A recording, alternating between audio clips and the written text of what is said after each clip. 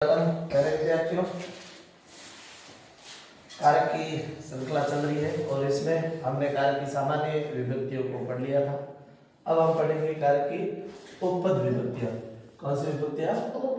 उपपद विभक्ति। उपपद विभक्ति, ठीक है। और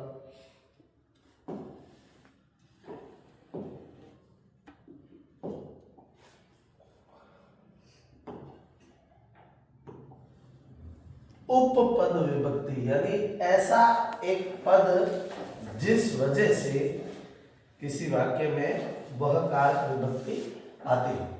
देखिए कारक विभक्ति उपपद विभक्ति में देखिएगा,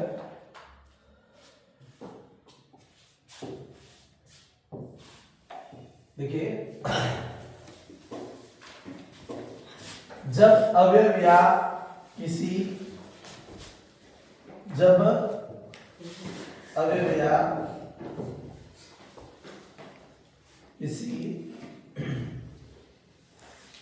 विशेष कारण से, जब अवयव या किसी विशेष कारण से,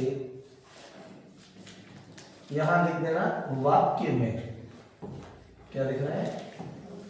वाक्य में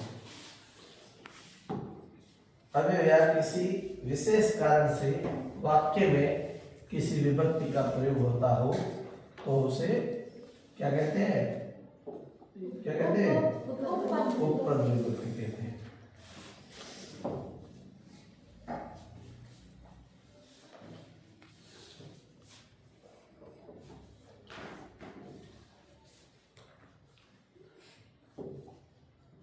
लिखा हुआ है, उदाहरण देकर के बताया हुआ है, जैसे सह के योग में तृतीय विभक्ति होती है।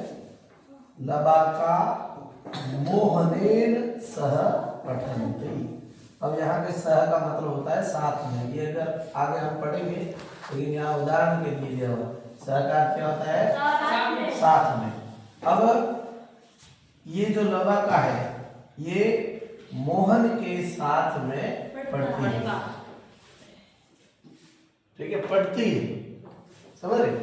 तो ये शब्द लबा का नहीं है, ये शब्द बाल का। क्या शब्द है? बाल का। बाल का मोहनेर सह पठन्ति है। सभी बालक किसके साथ में पढ़ते हैं? मोहन के साथ में पढ़ते हैं, समझ रहे? तो यहाँ मोहन में वो तृतीय विभक्ति आई है, उसका कारण क्या है? सह। अब ये सह एक पद है ना, जिस पद के कारण इस मोहन में तृतीय विभक्ति हुई है। तो ऐसा जब किसी पद के कारण किसी में भी विभक्ति का विभाजन होगा तो हम उसको कहेंगे उपपद विभक्ति। क्या कहते हैं? एग्जाम में हमारे ऐसे कोई भी एक वाक्य दिया जाएगा जिसमें वो उपपद क्या कहते हैं, उपपद दिया हुआ होगा और हमारे को उस वाक्य की विभक्ति को पता करना है, समझे? तो देखिए सबसे पहले हेडिंग डाल दीजिए द्वितीय विभक्ति।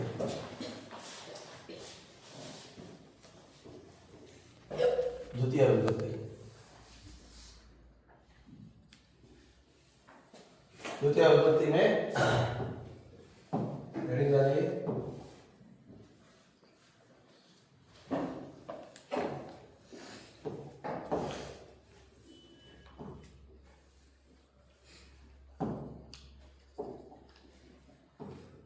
विभक्ति में। देखो ये शब्द देखो, प्रति, परितः, उभयतः, विना, अभितः। इसके अलावा भी मैं शब्द लिखा हूँ, वो भी आपको लिखने हैं।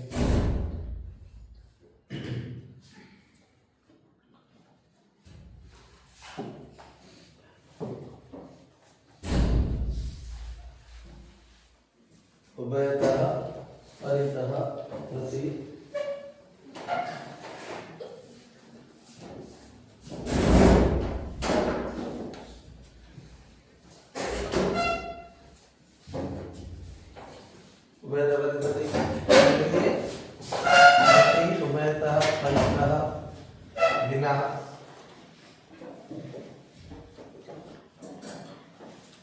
लिखिएगा नाना नाना। ये सबके कोष्टक में अर्थ लिखने के लिए आप जगह रखना। परितः उभयतः बिना नाना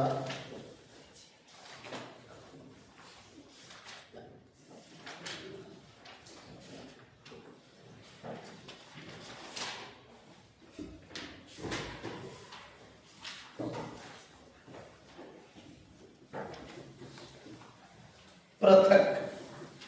पृथक का मतलब लिखना अलग।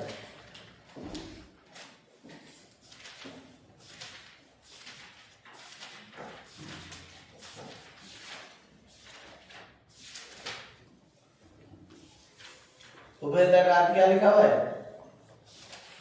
बोलिए। दोनों।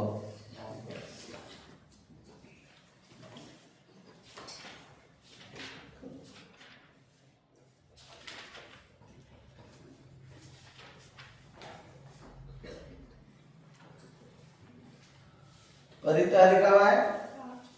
एक परितः के जैसा जैसा और शब्द आता है वो है सर्वतः। क्या है? सर्वतः का मतलब है सभी और होता है। ये भी लिख लो सर्वतः सभी। नाना नाना का अलग से लिखना है। नाना का मतलब होता है अलग अलग प्रकार का। नाना का मतलब होता है अलग अलग प्रकार का।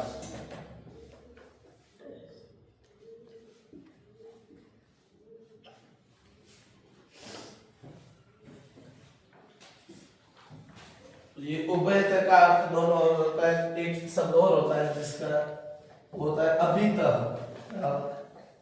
अभितः ये भी लिख दो। इसका भी अर्थ दोनों दोनों होता है। अब यहाँ उदाहरण की ओर देखिए। प्रति का मतलब क्या है? कियो। क्या होता है? कियो। अब कह रहे कि वृद्धः उदयानम प्रति गच्छति कि वृद्ध जो है वो उदयानंद की ओर जाता है। उभयतः का मतलब होता है दोनों। तो नगरम उभयतः वृक्षाः सन्ति, यानी शहर के दोनों ओर वृक्ष है। ऐसे परितः का मतलब क्या होता है? चारों ओर। तो लिखा हुआ है कि एक चित्र को दिखाते हुए कह रही है कृष्णम परितः गोपाः सन्ति, कृष्ण के चारों ओर गवाले हैं। और बिना का अर्थ क्या होता है? बगैर। अब हम बोलते हैं बिना, तो ये बिना ही होता है कि सीता रामम बिना वनम न गच्छति। सीता राम के बिना वन नहीं जाती है। समझे? और ऐसे उभय अभितः का अब ये ले सकते हैं कि राजमार्गम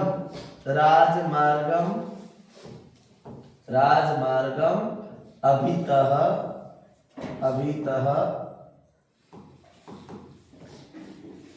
राजमार्गम अभितः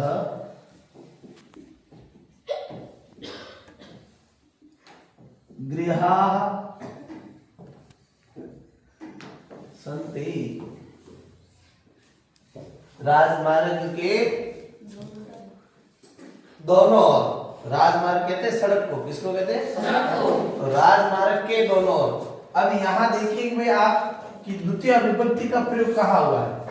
शब्द तो ये आ गए, उपपद तो ये आ गए, प्रति है, उभयतः, परितः है, बिना, ये आ गए।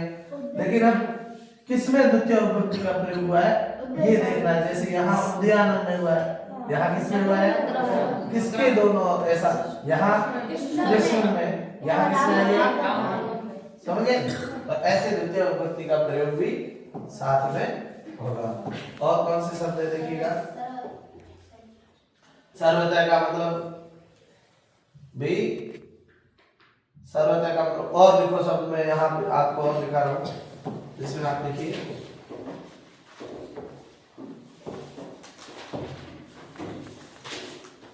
एक लिखो अंतरा। अंतरा का अर्थ है बीच में। एक लिखो अंतरेण। अंतरेण का अर्थ है के बिना। अंतरा अंतरे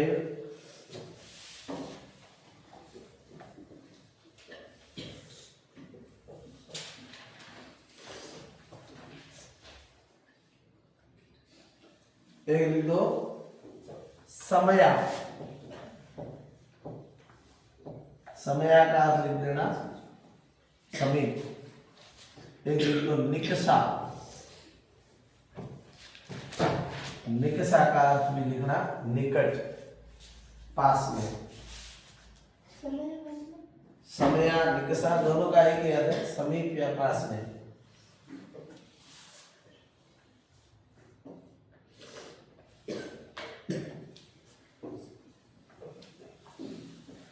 एक लिखना है हा,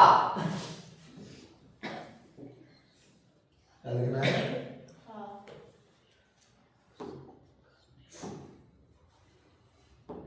हा लिखना, हा।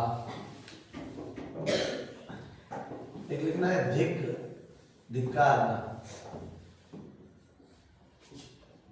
धिक का मतलब धिक्कारना। हा का भी अर्थ है, हा का अर्थ है हाय। हम बोलते हैं किसी की हाय लग गई, वो हाय।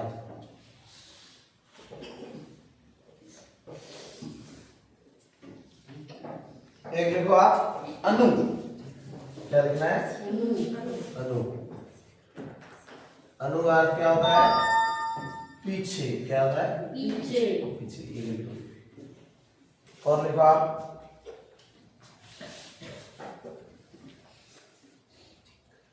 यावत, यावत। यावत का अर्थ होता है जितना या जब तक।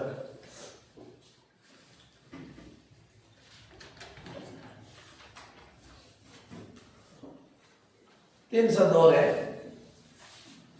तीन शब्द और है, वो लिखने हैं। तीन शब्द और है जिसमें आप लिखिए। एक तो लिखे अधो अध, अधो अध, अधो अध, अधो अध।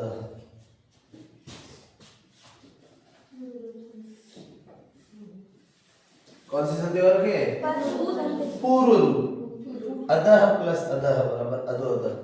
ये और लिखो अत्यधिक। इसमें भी एक संधि हो रखी है, यण संधि। अधि प्लस अधि बराबर अत्यधिक। और एक लिखना है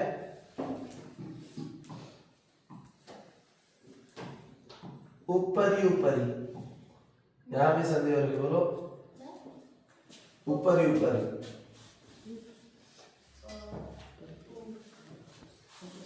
ये कौन सी संधि है? जो ये है वो ये ऊपरी प्लस ऊपरी। कौन सी संधि है? यण संधि। ठीक है। अधो अध का अर्थ लिखना है सबसे नीचे, सबसे नीचे। अत्यधिक का अर्थ लिखना है अंदर ही अंदर। और ऊपर ही ऊपर का है सबसे ऊपर।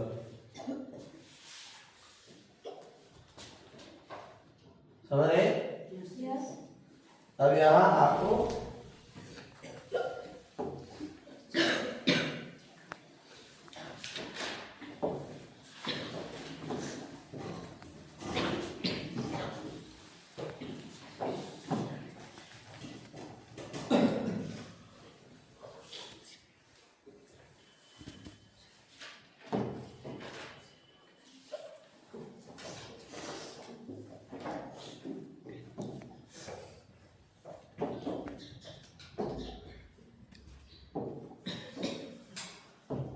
अब उनके लिखने आपको उदाहरण लिखने। प्रति के और आपने 4 उदाहरण लिख दिए। पहला लिखो आप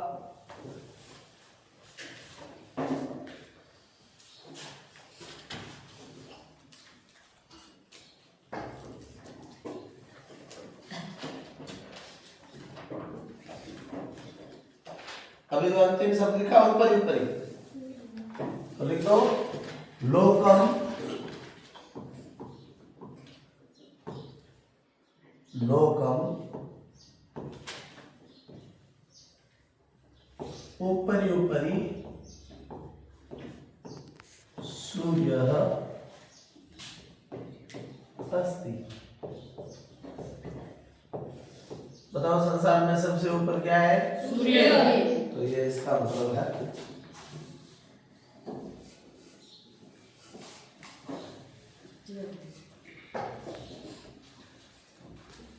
दूसरा उसका उदाहरण लिखिए जिसमें लिखिए लोकम अद्यदि हरि अस्ति।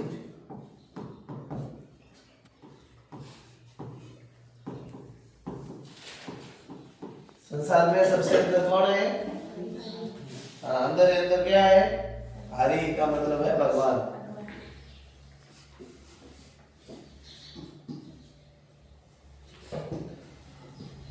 तो यहाँ द्वितीय विभक्ति किसमें हो रही है?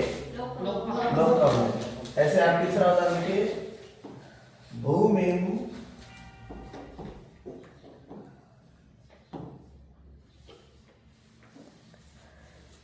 अधोअध,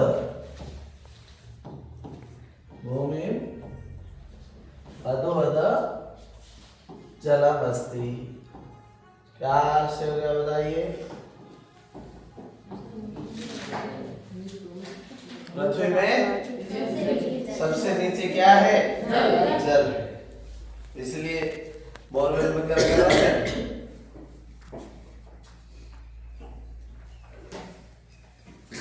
अनुवाद क्या लिखाया? पीछे। हाँ, तो लिख दो राजपुरुषः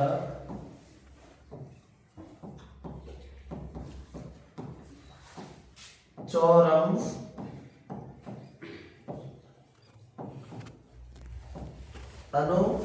अनुधावति। राजा का जो व्यक्ति है वो किसके पीछे दौड़ रहा है? तो द्वितीय विभक्ति किसमें आ गई? सबसे नीचे किसके? तो द्वितीय विभक्ति किसमें आ गई?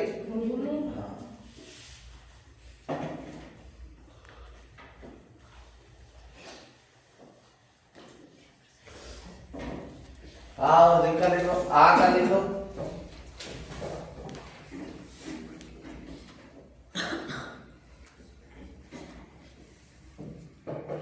दुर्जनम धिक, दुर्जनम धिक किसको धिक्कार है? दुष्ट व्यक्ति को, है ना? आ का लिख दो।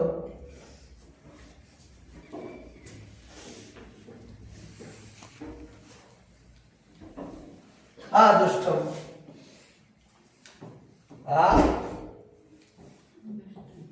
दुष्टम, यहाँ दुष्ट का मतलब भी बुरा व्यक्ति है। तो दुष्ट को हाय है, क्या है? हाय। अच्छे व्यक्ति को हाय देता है कोई? किसको देता है? जो बुरा है, गलत काम करता है वो।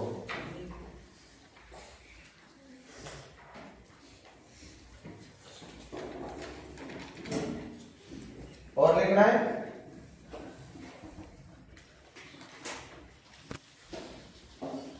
ये शब्द, आप लोग जितने भी मैंने लिखा है उसको याद रखना है। ये शब्द जैसे ही आपको वाक्य में दिखे तो उस उपपद विभक्ति को पहचानना है, और उस उपपद विभक्ति को पहचानने के बाद में आपको क्या करना है कि क्या करना है? ये पता लगा देना।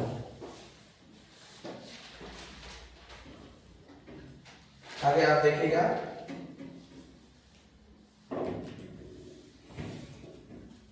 और जो इसके नियम है द्वितीय विभक्ति के, उसमें से लिखो पहला, दूसरा लिखो,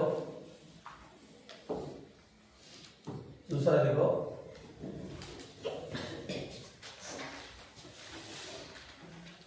लिखना है अधिसिंह स्थासाम कर्मः, अधिसिंह स्थासाम कर्मः।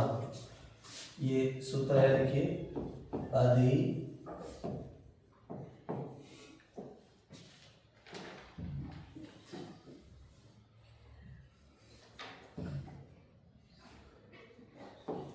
अधि सिंह स्थासाम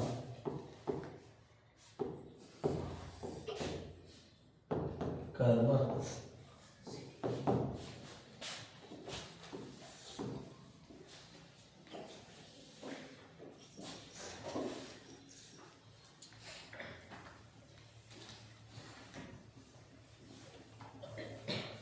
लिख रहा है, इसका अर्थ लिखिए। इस क्या कहता है कि अधि उपसर्ग पूर्वक, अधि उपसर्ग पूर्वक, यानी आगे उपसर्ग कौन सा होगा? अधि। और अधि उपसर्ग के बाद में धातु होगी, एक तो होगी शिंग धातु। कौन सी? शिंग धातु। शिंग।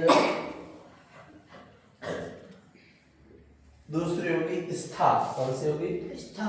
स्था। और तीसरी होगी आस। कौन सी है? आस। अधि सिंह स्था आस। तीसरी धातु कौन सी है? आस। लिखना है धातु होने पर उनके आधार की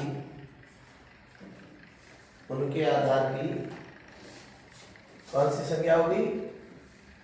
कर्म संज्ञा होगी। कौन सी संज्ञा होगी? कर्म संज्ञा होगी।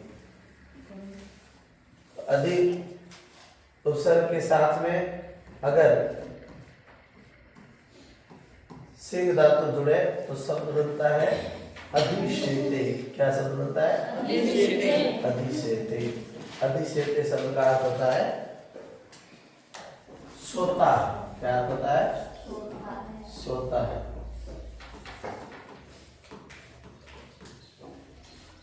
ऐसे आप स्था से जोड़ेंगे तो शब्द बनता है, स्था धातु है वो तिष्ठ में चलती है तो शब्द बनता है अधितिष्ठति। क्या शब्द बनेगा?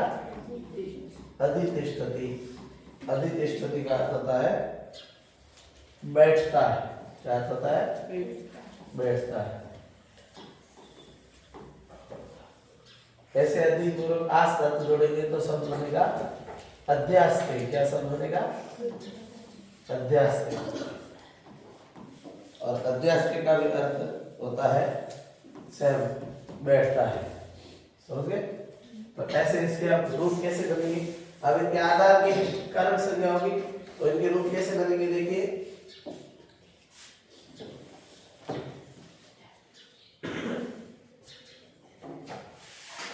लिखना है उदाहरण लिखिए। पहले वाले का उदाहरण लिखिए। लिखना है सुरेशः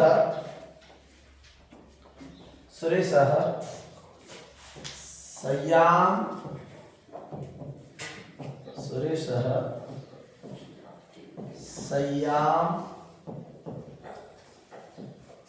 अधिशेते।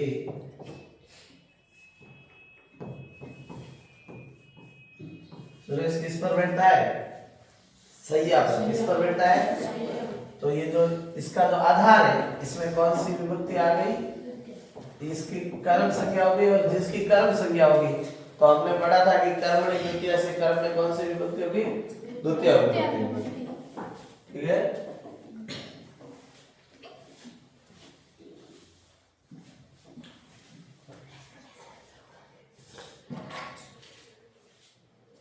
अगला लिखिए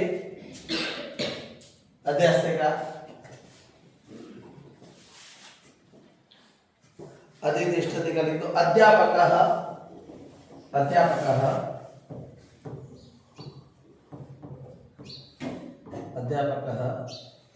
आसंदिकाम।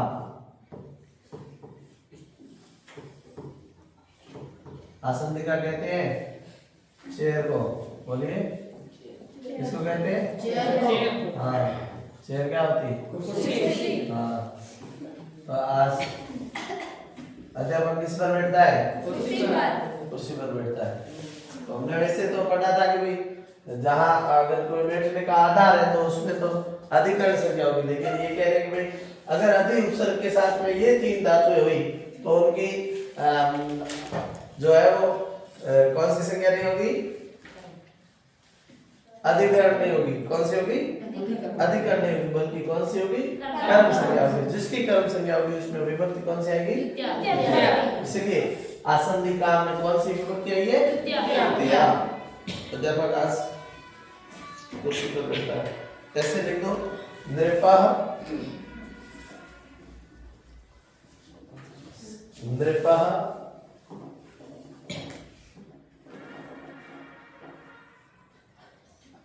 नृपः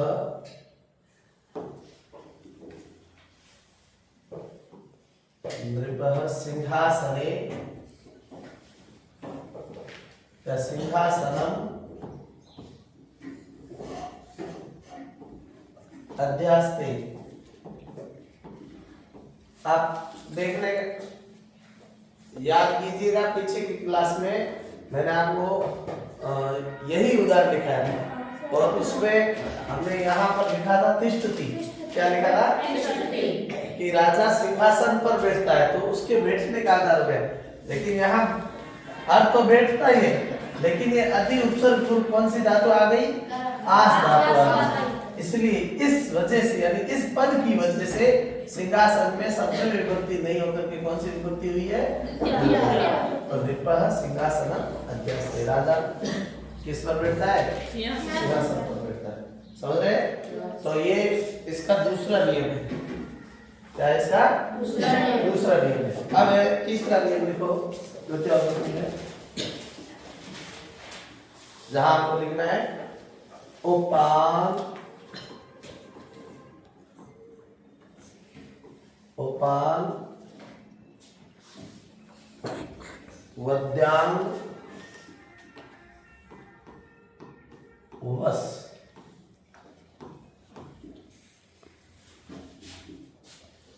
यहां धातु तो एक ही है। कौन सी? वस धातु। कौन सी धातु है? वस। लेकिन इसके आगे उपसर्ग है वो ज्यादा आगे, 4 उपसर्ग है। कितने? 4। एक तो उपसर्ग है उप। क्या है? दूसरा है अनु। क्या है? तीसरा है अधि। क्या है? और चौथा है आ। अब ये चारों जोड़ करके ये शब्द बना है। आ का आंग शब्द है ये। तो उपान वद्यांग रस। ठीक है? तो उप अनु अधि और आंग। देखिए यहाँ कैसे संधि हुई है। उप और अनु ये जुड़े तो उप का और ये जुड़ करके क्या हो गया? पा। फिर अनु का उ, यहाँ संधि में उ क्या हो जाता है? वह हो जाता है। तो उ वह हो गया। फिर वह में क्या जुड़ गया? तो ये वह पूरा हो गया। फिर आगे क्या है? अधि। अब यहाँ ई है और ई के आगे क्या है? है ना? तो ये ई जो है वो किस में बदल गया? और यह में किसकी बात बदली? और ये आंग जो है ये पूरा का पूरा है। तो उपा तो क्या हो गया? उपान मध्यांग वस। क्या है? मध्यांग वस। तो यानी इन 4 उपसर्गों का अगर वस धातु के साथ में जोड़ होगा। पिछली बार हमने क्या पढ़ा कि अलग अलग धातुओं के साथ में है एक ही उपसर्ग, है ना? यानी अति उपसर्ग अकेला 3 धातुओं के अलग साथ में। यहाँ उपसर्ग ज्यादा है और धातु एक ही है। तो उप के साथ में जब वस धातु जुड़ेगी तो शब्द बनेगा उपवसति। क्या बनेगा? और अनु के साथ में जुड़ेगा तो अनुवसति। ठीक है? अधि के साथ में जुड़ेगा तो क्या बनेगा? अधिवसति। ठीक है? और ऐसे ही आ के साथ में जुड़ेगा तो आवसति। अब ये चारों अलग अलग अर्थ देते हैं या एक जैसा अर्थ देते हैं, ये देख लो। लेकिन अभी आपको सीधा उदाहरण से लिखना है। तो पहला उदाहरण लिखिए जिसमें लिखिएगा श्यामः श्यामः नगरम उपवसति।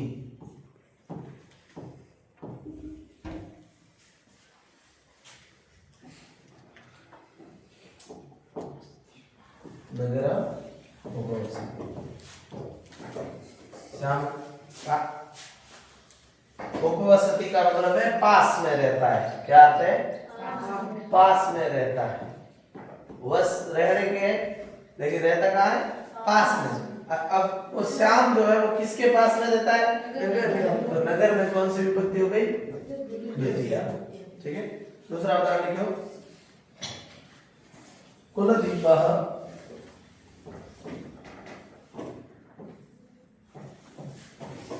ग्रामम अनुवसति।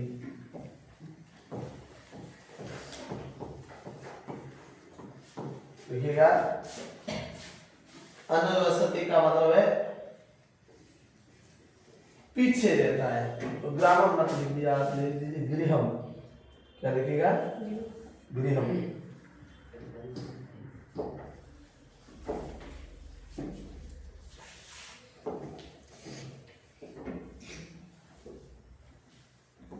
यहाँ लिख दीजिए गृहम अनुवसति। कुलदीप कहाँ है? तो हम बोलते हैं भी मेरे घर के पीछे रहता है, तो क्या हो जाएगा? गृहम, घर के पीछे रहता है, इसलिए गृह में कौन सी विभक्ति आ रही? द्वितीया है ना।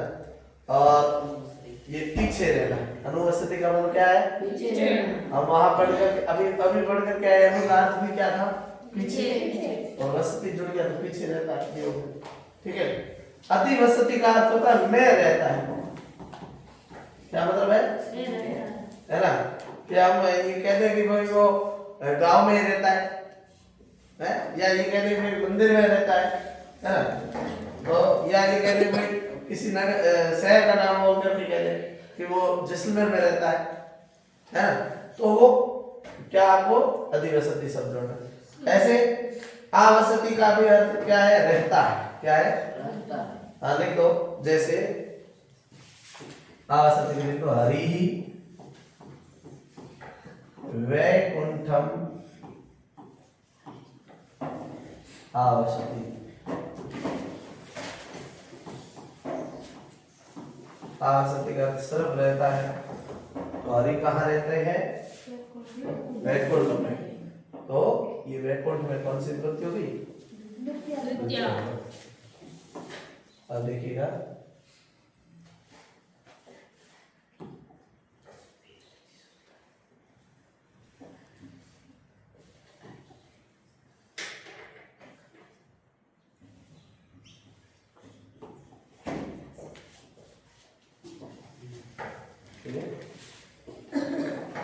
एक और है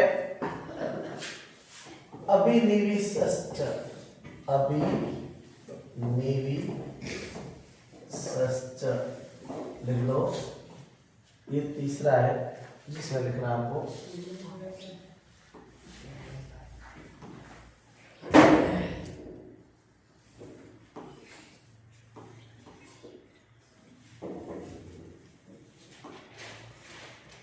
देखो,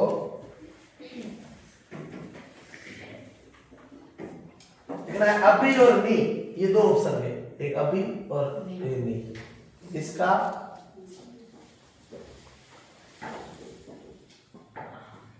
विस धातु के साथ, कौन सी धातु के साथ में? विस धातु के साथ। देख लो, अभी और नी उपसर्गों का विस धातु के साथ में प्रयोग होने पर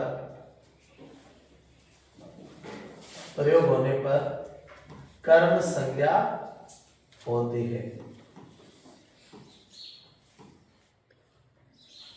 कर्म संज्ञा होती है।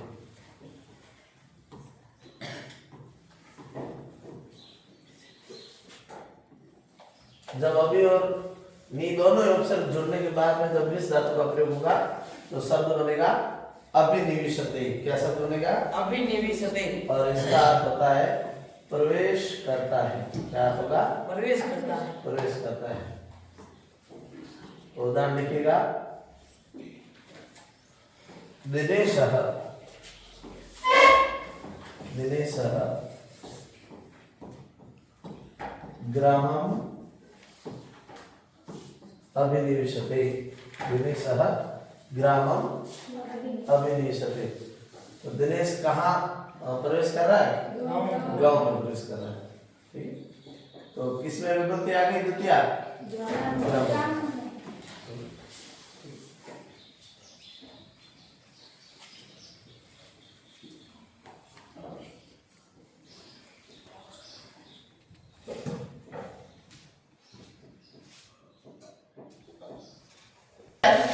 आगे अकथितम च, कौन सा है? अकथितम च। अकथितम च ये कहता है कि जो नहीं कहा गया है। यहाँ ये 16 धातुएं दी गई है, जिन 16 धातुओं के योग में जो है वो उनकी कर्म संज्ञा होगी। अकथितम च से अपादान आदि कारकों की विवक्षा होती है और उनकी कर्म संज्ञा होगी। तो ये जो 16 धातुएं हैं, 12 और 13 दोनों इसमें, फिर 14, 15 और 16 धातु। एक किस धातु का क्या अर्थ होता है? दूह का अर्थ होता है दूहना। क्या अर्थ होता है? ये भी आप आगे लिखते रहिएगा। याच का अर्थ होता है मांगना। दंड का अर्थ होता है सजा देना। प्रच का अर्थ होता है पूछना। जी का अर्थ होता है जीतना। ची का अर्थ होता है चुनना। नि का अर्थ होता है ले जाना।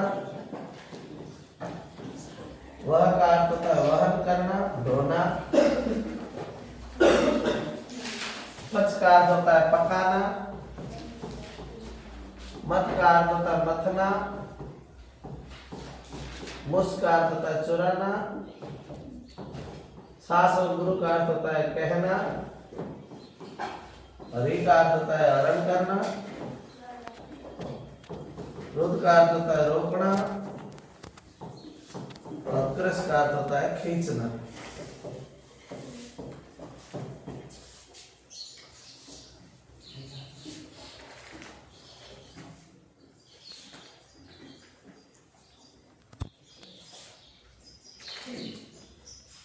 देखिए, तो ये 16 धातु का अर्थ लिख लिया। अब देखना दूहना क्रिया है। पहली क्रिया कौन सी है? दूहना क्रिया। अब ये सभी जो धातु है, ये सारी धातु है, ये है द्विकर्म। कौन सी धातु है? यानी इसमें कर्म 2 होंगे। कितने कर्म होंगे? द्विकर्म तो क्या है? 2 कर्म वाली धातु। अब 2 कर्म वाली धातुओं में क्या होगा? हम एक तो कर्म होगा जिसके बारे में कहा हुआ होगा, और एक कर्म होगा जिसके बारे में कहा हुआ नहीं होगा। तो जो नहीं कहा हुआ है उसको हम कहेंगे अकथितम। क्या कहेंगे? है ना। 2 कर्मों में से जिसके बारे में कहा हुआ होगा वो तो होगा प्रधान कर्म। कैसा कर्म होगा? प्रधान कर्म। और जिसके बारे में नहीं कहा गया है वो होगा गौण कर्म। कौन सा कर्म होगा? गौण कर्म। प्रधान का विलोम शब्द होता है गौण। प्रधान यानी मुख्य और गौण यानी जिसको ज्यादा इंपॉर्टेंस नहीं दी जाए, है ना। तो ये जो गौण कर्म है, उस गौण कर्म को ही हम अकथितम च सूत्र से कहेंगे भाई इसमें द्वितीय विभक्ति का प्रयोग करना। ठीक है। अगर आपने ये लिख लिया है तो मैं आगे बढ़ता हूँ, जिसमें मैं आपको 1-2 उदाहरण बता रहा हूँ। ठीक है। जिसमें देखिए पहला उदाहरण है, जैसे दूह का पहला उदाहरण है, गोपालः गाम दुग्धः दुग्धी। गोपालः गाम दुग्धम। गोपालः गाम दुग्धम दुग्धी। दुग्धम दुग्धी। गोपाल गाय से दूध दूहता है। अब क्रिया कौन सी हो गई? दूहना। दूहना क्रिया यहाँ। अब दूहना क्रिया कब संभव है? जब गाय हो तब संभव है या दूध हो तब संभव है? गाय खूब सारी होती जो बिना दूध वाली होती है। क्या है? दूध हो तभी संभव है भाई। दूध जब होगा तभी तो दोएंगे। दोहने की क्रिया कब होगी? दूध होने पर होगी, है ना। तो यहाँ जो दूध जो है ये तो है प्रधान कर्म। कैसा कर्म है? लेकिन जो गाय है वो गौण कर्म है। क्या है? तो ये गौण कर्म में कौन सी विभक्ति आई है? तो यहाँ जो गाय में द्वितीय विभक्ति है वो इसका कारण है। ठीक है, ऐसे आपको एक दो और उदाहरण लिखाता हूं मैं। जैसे आपने एक उदाहरण लिखा था पच। कौन सी धातु लिखी थी? जिसका अर्थ होता है पकाना। तो लिखना है पाचकः, पकाने वाला। पाचकः तंडुलान्,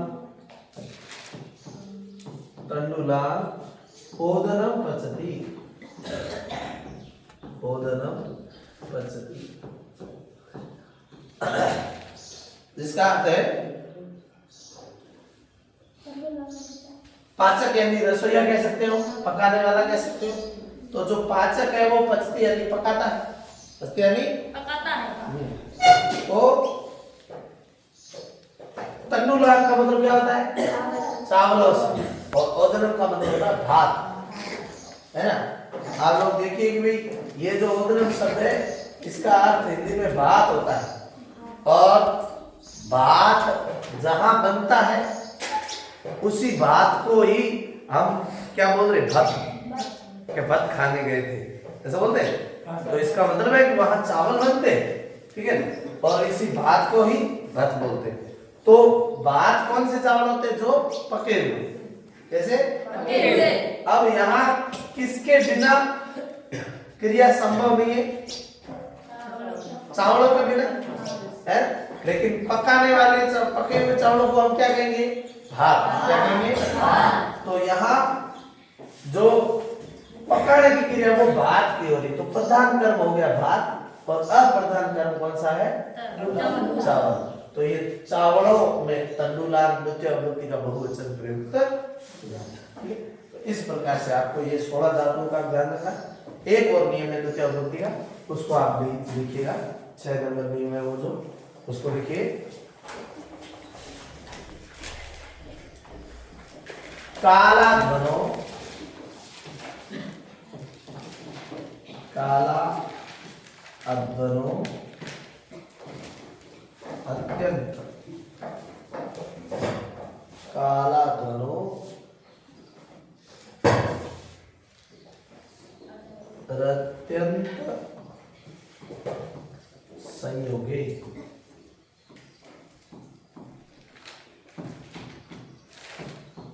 ये सूत्र है जिसमें लिखना है कालवाची और मार्गवाची। कालवाची और मार्गवाची, काल का मतलब जो समय का बोध कराते हैं और मार्गवाची का मतलब है जो रास्ते का बोध कराते हैं। कालवाची और मार्गवाची शब्दों में अत्यंत संयोग होने पर, लिखा हुआ है यहाँ अत्यंत। काल ध्वनो, ध्वनो का मतलब अध्वन, अध्वन का मतलब होता है मार्ग और काल का मतलब होता है समय। तो समयवाची और मार्गवाची जो भी शब्द है उनका अत्यंत संयोग होने पर गम्यमान, ये लिखना, गम्यमान का मतलब है जाते हुए का। गम्यमान में द्वितीय विभक्ति होती है। गम्यमान में द्वितीय विभक्ति होती है। शब्द है मोहन मासम अदिते, मोहन मासम अदिते। उदाहरण लिखिए, जैसे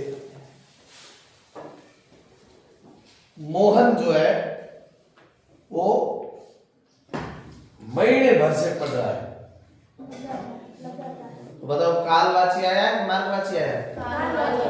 क्या बता रहे? समय बता रहे। मोहन कितने महीने भर से पढ़ रहा है, तो ये कालवाची।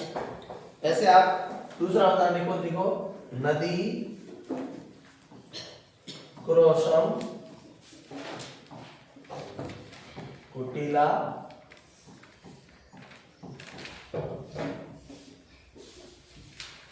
अस्ति।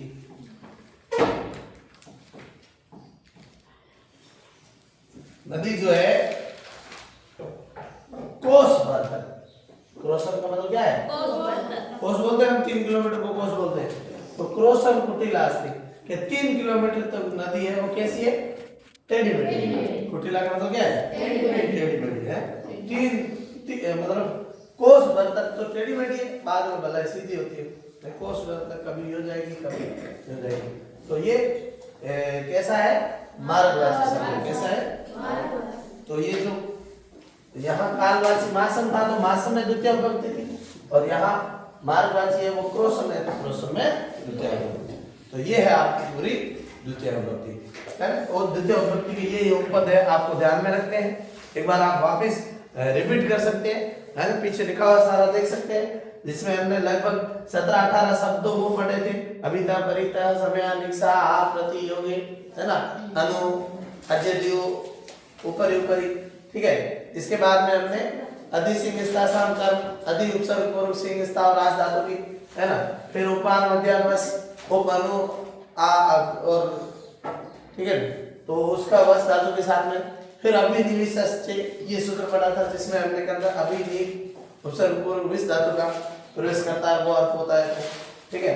उसके बाद में हमने अकथितम च सूत्र पढ़ा, जिसके अंदर हमने 16 धातु पढ़ी जो द्विकर्मक धातु है, और उन द्विकर्मक धातु, है ना। और इसके अलावा हमने पढ़ा है काला दोनों अंतरतः सहयोगी, ठीक है। तो आपको ध्यान रखना है कि जिनकी कर्म संज्ञा होगी उनमें कौन सी विभक्ति आएगी, यही आपको ध्यान में रखना है, ठीक है। जहां हम कहते हैं भाई आधार की कर्म हो गई, अपादान की कर्म हो गई, है ना, तो जहां कर्म संज्ञा होगी वहां द्वितीय विभक्ति का प्रयोग किया जाए। तो ये ध्यान रखना। आज हमने द्वितीय विभक्ति पढ़ी है।